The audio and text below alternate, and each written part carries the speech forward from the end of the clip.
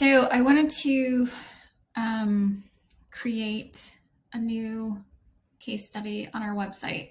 And I came into the case studies custom post type and went to duplicate one that we already have just so I can use it as a template and framework for the new one. But as you can see, there's no way to duplicate it, but we do have the plugin Yoast Duplicate Post installed on the website. So I just hop right over into savings and I come to duplicate post and we go to permissions where I can enable duplications for case studies, templates, processes, anything else that I want really.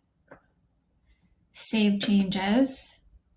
But the most important one for that one was that we opted to be able to duplicate this case studies. So I'm hopping back into case studies and now we'll see that there is a clone button.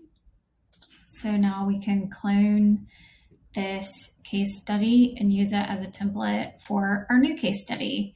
And the plugin that allows that to happen is Yoast Duplicate Post.